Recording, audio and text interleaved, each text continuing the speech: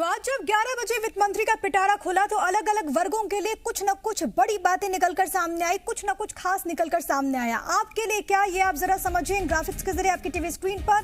प्रधानमंत्री आवास की बात कर ली जाए तो 80 लाख नए घर की बात कही गई है। ट्रेन, वंदे भारत ट्रेन 400 की बात कही गई है। ये जो नई ट्रेन है वो चलेंगी। नौकरी 60 लाख का लक्ष्य जिसका ऐलान किया है केंद्रीय वित्त मंत्री निर्मला सीतारमण ने। SEZ यानी कि स्पेशल इकोनॉमिक जोन की अगर बात की जाए तो नए कानून की बात कही गई है। 5G सर्विस को लेकर उन्होंने कहा कि 2022 से इसकी शुरुआत होगी, यानी कि ये अपने आप में बहुत ज्यादा महत्वपूर्ण हो जाता है। लेकिन रेलवे को लेकर, क्योंकि आपको मालूम है कि रेलवे को भी आम बजट में समाहित किया गया था 2017 में, ऐसे में रेलवे के लिए क्या कुछ खास, वो इस वक्त आपकी टीवी स्क्रीन पर है। 25,000 किलोमीटर का नया रोपवे, इसके अलावा 400 नई वंदे भारत ट्रेन का ऐलान किया गया है। मेट्रो के लिए नए इनोवेशंस किए जाएंगे और इसमें तमाम तरह की सुविधाएं होंगी, यानी कि कनेक्टिविटी के लिहाज से भी आज का जो बजट रहा वो बेहद ज्यादा खास, क्योंकि रेलवेज के लिए विशेष तौर पर ये जो ऐलान है वो किए गए हैं, जो कि इस वक्त आप देख पा रहे हैं आपकी टीवी स्क्रीन पर। 400 नई वंदे भारत ट्रेन,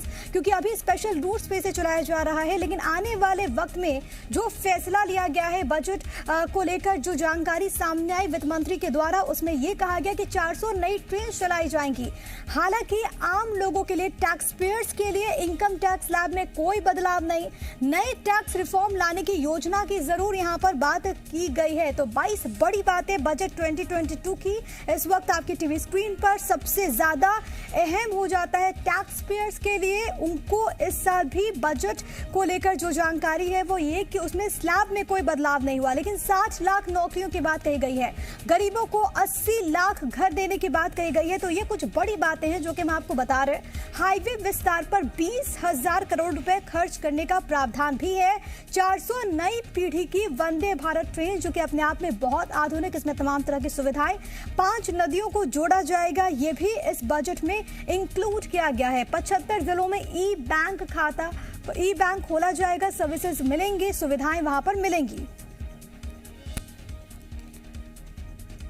तो बजट 2022 की 22 बड़ी बातें हम आपको इस वक्त बता रहे हैं, और कुछ खास मेहमान भी हमारे साथ लगातार बने हुए। एक बार फिर से परिचय करवा दूं, मेरे साथ मौजूद है JP धनोपिया, कांग्रेस पार्टी का पक्ष रख रहे हैं। दिनेश गुप्ता मेरे साथ मौजूद है, सीनियर जर्नलिस्ट हैं। मेरे साथ मौजूद है आशीष शर्मा, भारतीय जनता पार्टी के MLA हैं। इसके अलावा हमें ज्वाइन किया है जयप्रकाश चंदानी, मूलचंदानी ने BJP का पक्ष रखने के लिए। आपका बहुत स्वागत है मूलचंदानी साहब। और वासु चौरे भी मेरे साथ, मेरे सहयोगी जुड़े हुए हैं, जो कि आम लोगों से, जो मार्केट्स में जो तमाम व्यापारी हैं, जो आम वर्ग हैं, उनकी क्या राय है वो जान रहे हैं। लेकिन सबसे पहले दिनेश सर, मैं आप ही के पास आना चाहूंगी, क्योंकि आपने इससे पहले बताया कि किस तरीके का ये बजट है, लेकिन एक आम इंसान, जो आम व्यक्ति चाहता है, अलग अलग सेक्टर्स की बात कर ली जाए, जो आम व्यक्ति समझता है, चाहे वो कृषि के क्षेत्र की अगर बात कर ली जाए, स्वास्थ्य के लिहाज से बात कर ली जाए, शिक्षा के लिहाज से बात कर ली जाए, उद्योगों के लिहाज से बात कर ली जाए, रेलवे के लिहाज से बात कर ली जाए, तो आज जो महत्वपूर्ण फैसले हुए हैं वो आने वाले वक्त में इन तमाम सेक्टर्स को किस राह पर ले जाएंगे?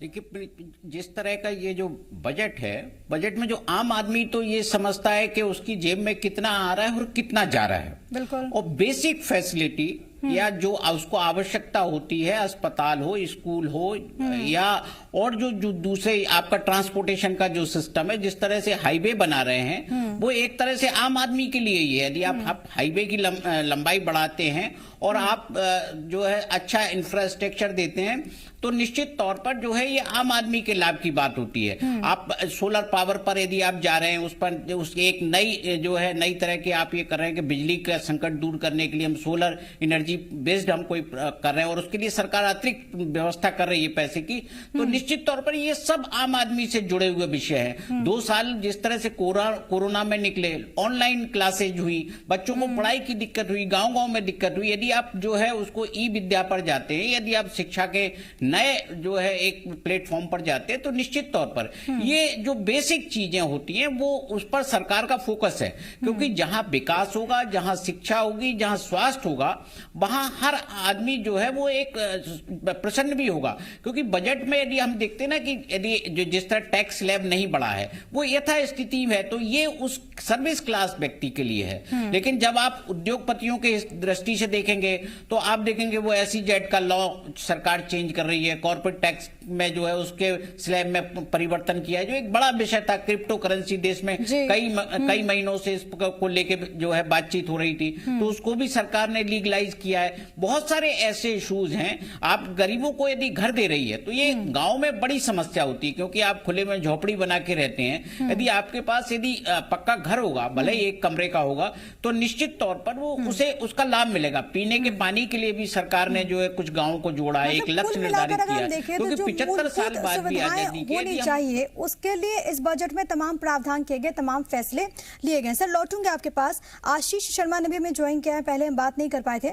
आशीष जी, देखिए, जब बजट की बात हो रही है, आप लोग कह रहे हैं कि बहुत अच्छा बजट है और ये हर एक वर्ग का ख्याल रखते हुए बनाया गया है। विपक्ष ये कह रहा है कि जब आय दोगुनी करने की बात हुई किसानों की, उनके लिए इस बजट में कुछ खास नहीं मिला। देखिए, विपक्ष का काम है बजट का विरोध करना। 2014 से जब से माननीय नरेंद्र मोदी सरकार, आपने देखा होगा कई क्षेत्रों में उल्लेखनीय प्रगति हुई है। 60 साल में कांग्रेस कितने मकान बना पाई, और पिछले 10 वर्षों में प्रधानमंत्री आवास योजना के करोड़ों मकान भारतवर्ष में बने हैं।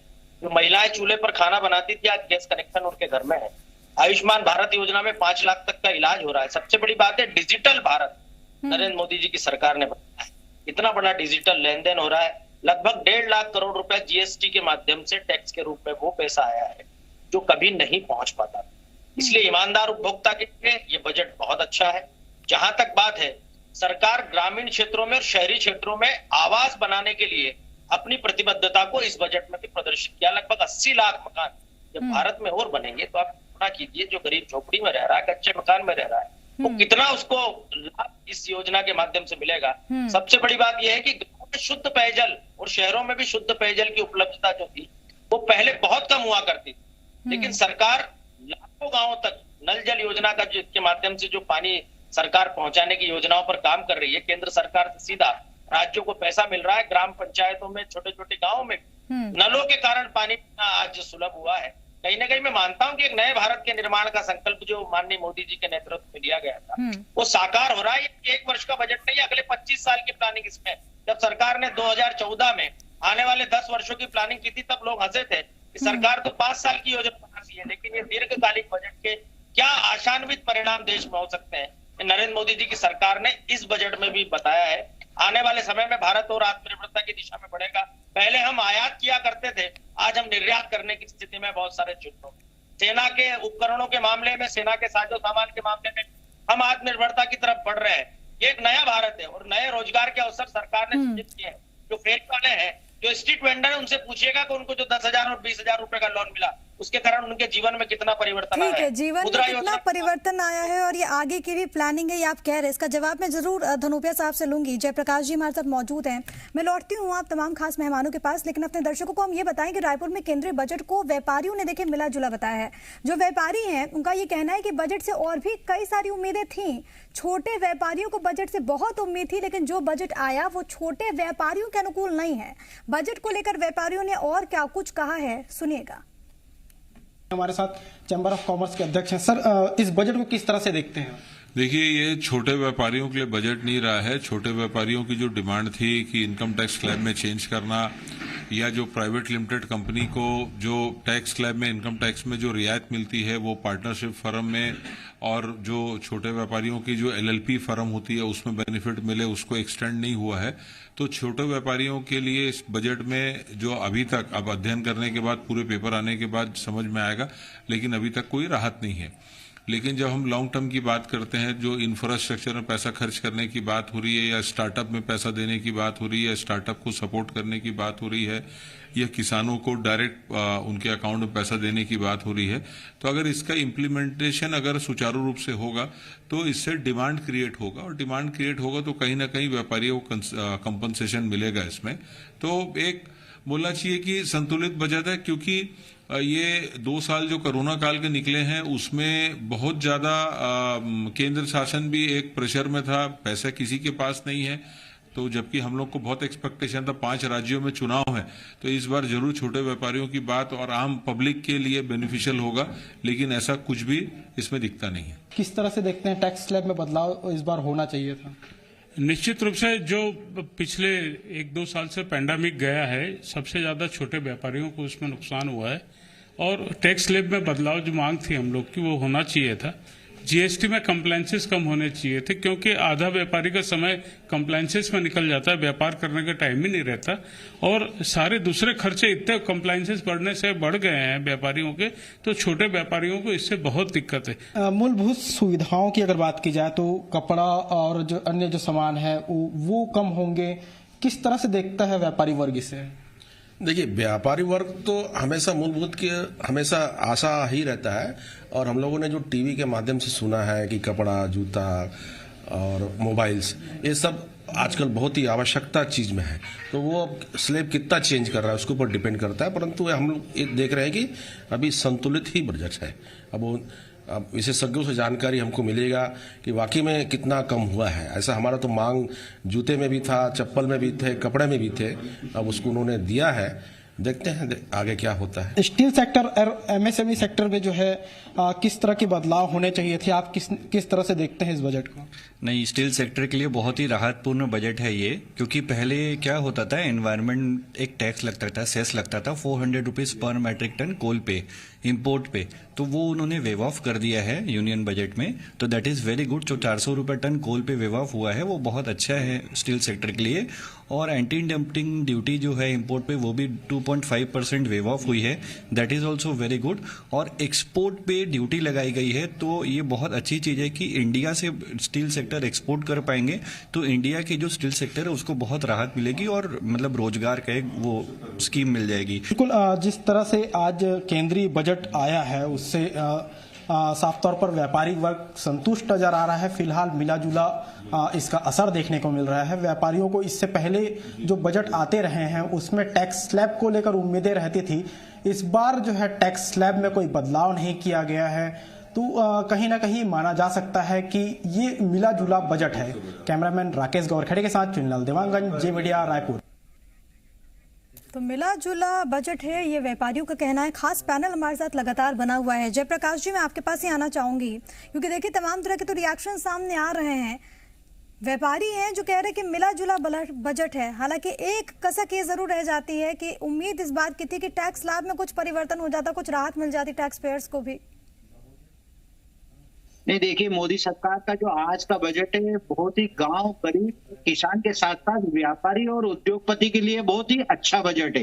ये एक जनहितैषी बजट है और जन भावना के अनुरूप है। आप इसमें देखेंगे कि कोविड के 2 काल अपन ने देखे, तीसरी लहर अपन देख रहे हैं, इसके बाद भी जो आज बजट पेश किया गया है उसमें कोई भी निगेटिव शॉक नहीं है। आपने महत्वपूर्ण बात एक देखी होगी। दूसरा, चूंकि मैं एमएसएमई से जुड़ा हुआ हूँ, उद्योग धंधों से जुड़ा हुआ हूँ, व्यापारिक क्षेत्र में जुड़ा हुआ हूँ, तो उससे सारे उद्योगपति और व्यापारी खुश हैं। उसका मेन रीजन ये है कि आप देखेंगे कि एमएसएमई को बढ़ावा देने के लिए, मजबूती देने के लिए उन्होंने 2 लाख करोड़ का अतिरिक्त जो है उसमें एक बजट में प्रावधान रखा है। आप एक्सपोर्ट इंपोर्ट की पॉलिसी देखें तो उसमें बहुत सारा रिलैक्सेशन किया है। आप देखिए कि पहले हम लोग जब एक्सपोर्ट करते थे तो उसमें इतनी परेशानियां होती थी कि हमारा इंडिया का माल दूसरे देशों में जाने में हमको बहुत सारी कानूनी कार्रवाइयों से गुजरना पड़ता था।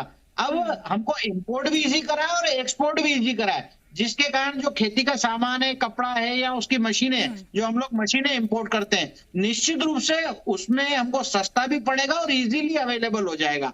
आजकल आप देखेंगे कि कुछ भी चीज विदेशों से मंगवाना या इंडिया से बाहर जाना बहुत आसान हो गया। ठीक है, आपको कहना है कि जन भावनाओं के अनुरूप ही बजट है। आप तमाम खास मेहमान हमारे साथ बने रहिए, क्योंकि आम जनता की राय जानना बहुत ज्यादा जरूरी है। भोपाल से मेरे साथ मेरे सहयोगी वासु चौरे भी लगातार बने हुए हैं, रायपुर से मेरे साथ मेरे सहयोगी चुन्नीलाल देवांगन भी जुड़ गए हैं। लेकिन वासु, मैं आपके पास आना चाहूंगी। लोगों से आप बात कर रहे थे, व्यापारियों से बात कर रहे थे, कितने खुश और क्या उम्मीदें थी उनकी?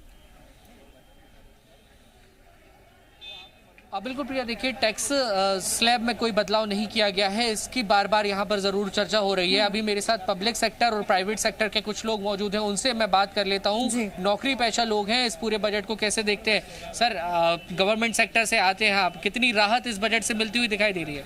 देखिए, बड़ी उम्मीद थी इस बजट से, लेकिन कोई भी राहत नहीं मिली है।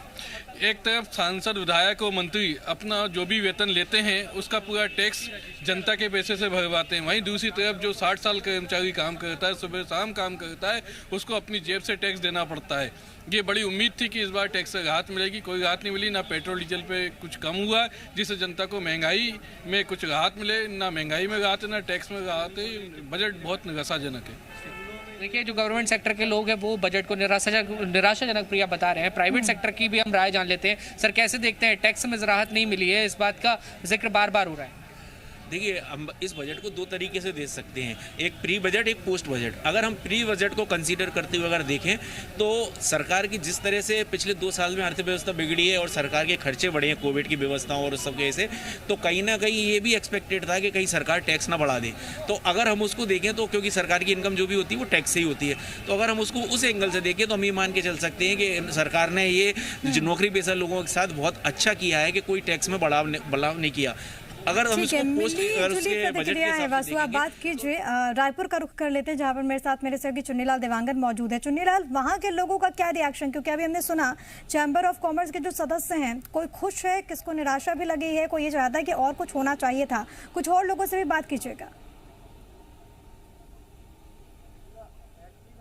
जी बिल्कुल प्रिया, जिस तरह से बजट आया है उसमें साफ तौर पर देखने को मिला कपड़े, चमड़े के सामान जो है, इसके अलावा जो है एमएसएमई सेक्टर, स्टील सेक्टर की जो बात कही जा रही थी उसमें जो है बदलाव हुआ है, वो सस्ते होंगे।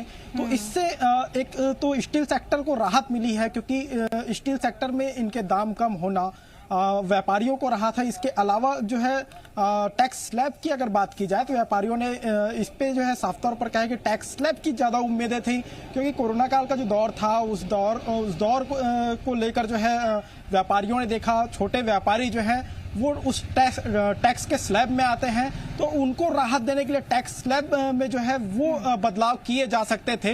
इसके अलावा अगर बात की जाए कि जो ग्रामीण क्षेत्रों की बात की जाए, आवास गरीबों के आवास की बात की जाए, और जो है जिस तरह से ऋण की बात कही जा रही है, 50 सालों तक बिना ब्याज की जो ऋण देने की बात कही जा रही है, ये एक राज्य सरकार के लिए बेहतर पहल हो सकती है। जिस तरीके से फैसला यहाँ पर लिया गया है, दोनों सहयोगियों का, वासु आपका, चुन्नीलाल आपका बहुत धन्यवाद हमारे साथ जुड़ने के लिए, जानकारी दर्शकों तक पहुंचाने के लिए। तमाम खास मेहमानों का भी बहुत शुक्रिया, जी मध्य प्रदेश छत्तीसगढ़ के साथ जुड़ने के लिए और अपनी बात दर्शकों तक साझा करने के लिए, पहुंचाने के लिए। तो देखिए, बजट को लेकर अलग अलग प्रतिक्रिया, जहां पर एक और सत्ता पक्ष कह रहा है कि हर एक व्यक्ति का ख्याल रखा गया है, विपक्ष कह रहा है कि कहीं ना कहीं ये सिर्फ खोखलेबाजी है, इसमें कुछ भी खास नहीं है। हालांकि जो एक्सपर्ट्स हैं वो इसे मिला-जुला बता रहे हैं, वो सामान्य बजट इसे कह रहे हैं। खबरों में बने रहने के लिए आप हमारे फेसबुक, ट्विटर, इंस्टाग्राम पेज को फॉलो कर सकते हैं और ताज़ा अपडेट्स के लिए हमारे YouTube चैनल जी मध्य प्रदेश छत्तीसगढ़ को सब्सक्राइब कर सकते हैं। बेल आइकन दबाना बिल्कुल ना भूलें।